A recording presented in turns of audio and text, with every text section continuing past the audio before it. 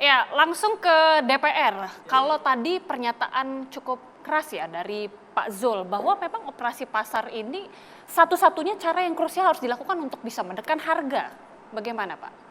Baik, terima kasih. Sebelum saya jawab itu, kita perlu dulu mengetahui bahwa apa penyebab sehingga terjadi kenaikan harga gabah atau beras. Saya kira perlu ketahui. Yang pertama kita paham bahwa saat ini adalah panen gadu, ya kan, dari Mei ke September gitu ya. Jadi memang pasokan kurang. Dari data juga BPS menunjukkan bahwa ternyata produktivitas atau produksi beras kita mengalami penurunan dibandingkan tahun lalu. Ini data BPS loh.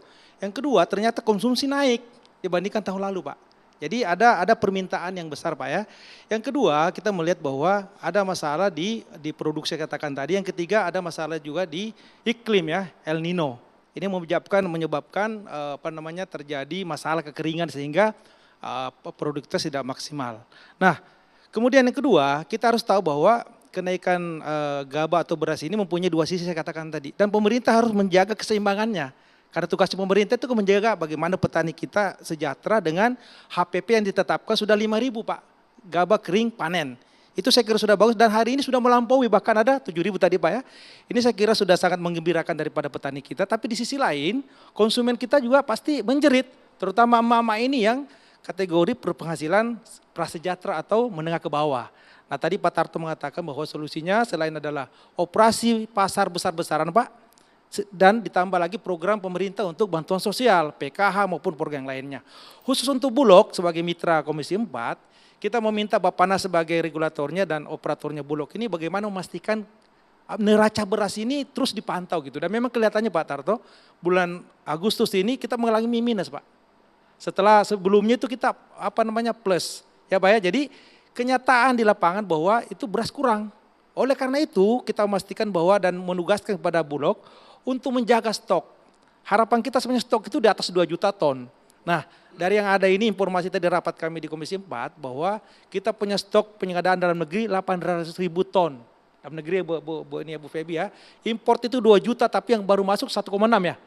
Berarti kurang lebih 2,4 tapi kan sudah dipakai ini Pak ya. Jadi sebenarnya tidak ada alasan bagi Bulog untuk tidak menggelontorkan nih operasi pasar yang terutama kepada pasar-pasar besar. Sehingga psikologis daripada pedagang kemudian juga konsumen ini menjadi positif gitu Pak. Ya kan, jadi PBB ini perlu dimasukkan bahwa Bulog harus tampil. Kalau perlu ini harus diberitakan atau ditampilkan ke media bahwa Bulog terus melakukan operasi pasar menjaga dan stok itu ada. Itu yang penting dulu sehingga ada ketenangan dari para emak-emak kita ini. Kemudian yang kedua kita berharap bahwa harga juga jangan sampai ya di atas 14.000 atau tidak bisa dikendalikan ya Pak ya. Karena itu tugasnya pemerintah apapun caranya kita berharap dengan Bulog, dengan BUMN yang lain kita harus bisa mengerem daripada harga ini. Petani juga saya kira ikhlas juga kalau harganya juga tidak terlalu tinggi ya. Karena toh sudah kita patok paling rendah ada 5.000 gitu ya. Jadi sekali lagi inilah tugasnya pemerintah dan pedagang pasar ataupun para pedagang lainnya Pak ya. Kita memastikan bahwa stok cukup, kemudian pasokan cukup dan khusus untuk Kementan nih Pak Tarto. Kita juga minta agar El Nino ini digunakan juga memaksimalkan daerah-daerah yang bisa produksi Pak. Ada targetnya 1.000 hektar per kabupaten, ada target 500.000 hektar untuk pertanaman. Saya kira merangka menambah stok juga, ya kan? Nah memang stok ini kita tahu bahwa bukan hanya di Bulog, di penggilingan Pak. Ya kan, di perusahaan-perusahaan penggilingan daerah sekarang ini bahkan membeli gabah-gabah dari petani kita dengan harga yang jauh di atas HPP, saya kira itu sangat bagus. Ya kan, artinya terjadi mekanisme pasar gitu. Dan itu diuntungkan petani kita gitu seperti itu. Bu Febi, sebenarnya mungkin menjadi pertanyaan juga Bu, apa alasannya tidak dilakukan operasi pasar? Apakah dari stok sendiri sejauh ini seperti apa? Saya kok nggak sepakat ya Mbak kalau ada yang membicarakan Bulog tidak melakukan operasi pasar. Jadi Bulog itu melakukan operasi pasar ya. Dan sekarang masyarakat itu mempunyai keyakinan mendapatkan beras di lokasi terdekat. Itu Bulog itu menjangkau juga sampai ke lokasi terdekat. Tadi seluruh pasar ada 300 pasar di Indonesia ya kan. Terus biar bagaimana itu kan sekarang behaviornya orang kan belanja baik di retail modern maupun di ya kita tidak sebut nama lah ya di pelosok tahu sendiri lah bagaimana retail kecil itu kita penuhi semua setiap hari ya. Lalu masalah stok. Jadi jangan ada anggapan stok Bulog itu kurang terus jadi nggak operasi pasar. Sangat cukup stoknya. Jadi untuk program operasi pasar dalam hal ini SPHP dan bantuan pangan yang sudah kita terima penugasannya oleh Badan Pangan, ini akan kita laksanakan September ini insya Allah cukup. Cukup, bahkan kita akan menjaga stok minimal yang ditugaskan pemerintah sampai akhir tahun. Nah, hitungan ini kan memang sudah kita hitung dan penugasan baik dari impor itu kita lakukan dan tadi sudah dikatakan bahwa sudah masuk 1,6 kita akan selesaikan dalam tahun ini dan penyerapan dalam negeri walaupun nanti harganya sekarang sudah tinggi kalau bicara harga untuk medium atau CBP kan sudah tidak masuk tapi dari sisi komersial kita juga tetap menyerap ya gitu ya dan rasanya kok karena yang kita gelontorkan itu setiap hari itu operasi pasar itu jalan dan saya kok kurang sepakat ya kalau dianggapnya itu Bulog tidak melakukan operasi pasar. Gitu. Ya, saya boleh minta tanggapannya langsung. Pak, boleh digunakan mikrofonnya Pak, monggo. Saya menanggapin ngomong Bu Pebi sesuai dengan pertanyaan tadi. Kok kenapa enggak seolah-olah Bulog tidak percaya dengan pasar. Dan lagi selalu diembuskan bahwa pasar itu mafia. Ini yang selalu sebenarnya dulu Mbak. Oke, yang ya, tidak percaya jadi pasar begini Mbak, maaf dengan rendah hati. Kalau seandainya kami sebagai pelaku pasar ada salah dan kesalahan, kami menjual beras di atas HET, kami sudah diikat dengan harga HET tertinggi. Harusnya kami dikasih kepercayaan penuh untuk melakukan operasi pasar. Sebab kenapa? Salah satu untuk meredam harga kenaikan beras di pasar yang lagi tinggi, satu-satunya adalah operasi pasar. Saya akan lihat dan saya akan saksikan kalau Ibu Pebi tadi mengatakan selalu mengadakan operasi pasar itu memang dilakukan. Tapi dengan 5 kilo, 10 kilo toh, dan lagi yang diinginkan orang pasar itu kan adalah beras itu di pasar induk kelihatan numpuk. Oke, gini Mbak, Pak Jul. Silakan. Siap. Oke, goalsnya sebenarnya apa? Adalah masyarakat mendapatkan beras murah dan terjangkau.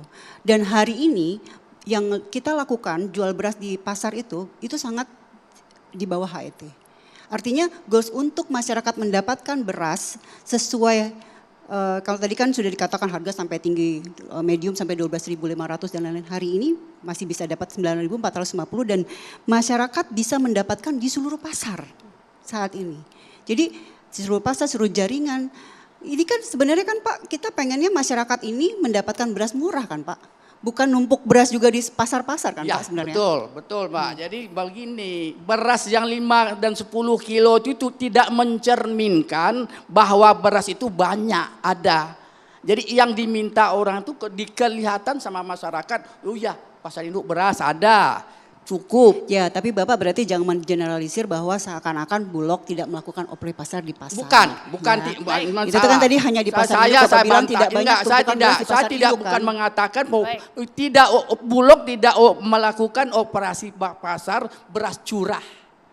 Kalau 5 kilo, 10 kilo itu dilakukan, saya juga dikasih mamanya 2 ton itu dalam 2 minggu. Saya dapat. Ya, oke. Berarti kan dapat kan Dapat. Tapi Oke, yang Bapak. saya maksud ini adalah beras curah. Kok kenapa Bapak Dirut kita tidak melakukan operasi pasar yang diminta oleh masyarakat banyak? Makanya gini Coba. Pak, sekarang dengan kemasan 5 kilo saja, masyarakat tuh bisa langsung mendapatkan beras dengan harga murah di seluruh pasar. Betul gitu sekali. Ya. Jadi maksudnya jangan Bapak belok-belokin juga. Enggak, saya enggak belok-belokin Bu. Tidak Jadi, pernah saya ngebelokin, yang saya maksud ini begini. Kok kenapa, apa alasannya Bapak Dirut kita nggak mau operasi pasar beras curah? Jangan bicara Bapak Dirut tidak mau melakukan operasi pasar di pasar Pak.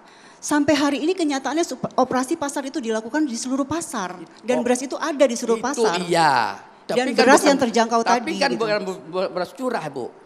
Ya Iya, nggak? Pak. Itu beras Beras 5 kilo, itu memang tidak sekarang beras mau curah. dijadiin 1 kilo lagi. Saya juga udah tahu. Oke Mbak, terima kasih Mbak. Oke, baik.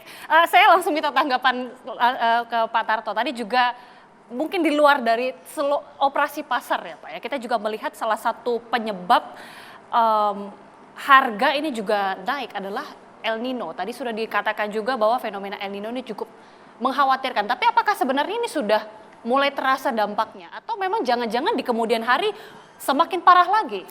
Iya, jadi begini, harga beras itu pasti dimulai dari harga gabah. Nah harga gabah bulan-bulan mulai Agustus ini memang kecenderungannya naiknya luar biasa. Setiap minggu itu naik harga. Istilah teman-teman kami di lapangan penggilingan padi, gabah ini sudah ganti harga. Artinya apa? Sebagian besar penggilingan padi pun sekarang tidak bisa berproduksi dengan harga yang tinggi tadi. Kenapa? Karena sebagian besar juga penggilingan padi kami ini adalah penggilingan padi kecil. Penggilingan padi kecil hanya mampu memproduksi beras medium minus. Nah, tapi juga penggilingan padi menengah pun sekarang sudah mulai merasakan. Tapi itu karena dampak tadi, penurunan suplai. Nah, penurunan suplai sebenarnya kita ini beberapa tahun terakhir ini kan La Nina. Sebenarnya positif, untuk produksi harusnya positif. Tetapi ini yang sering tidak diungkap, bahwa kita ini sebenarnya di lapangan itu kesulitan pupuk. Ini nomor satu kalau kita ke lapangan. Kenapa sulit? Karena memang suplainya kurang. Kenapa kurang? Karena masalah Ukraina dan Rusia yang perang, padahal kita sebagian pupuk dari sana kan. Nah yang kedua juga subsidi. Lah ini Pak Ketua, Pak Andi dari DPR, kan subsidinya juga diturunkan. Lah ini padahal kita ini masyarakat kita supaya diingat, yang memproduksi beras, yang memproduksi gabah adalah petani kecil. Mau tidak mau mereka harus kita perhatikan. Nah kemudian sebenarnya El Nino sendiri itu kapan dampaknya akan dirasakan? El Nino Justru sudah mulai dari Agustus mulainya ini kan sudah baru mulai. Agustus. Nah kalau kita kemarin itu mampu memitigasi dengan baik, logikanya Agustus ini kita sudah selesai panen. Kita tidak perlu, artinya MT1 dan MT2. Nah, tapi tadi itu persoalannya kenapa turun? Nah tadi salah satunya masalah pupuk. Yang kedua yang kita juga suarakan masalah benih yang di lapangan ini juga ada masalah.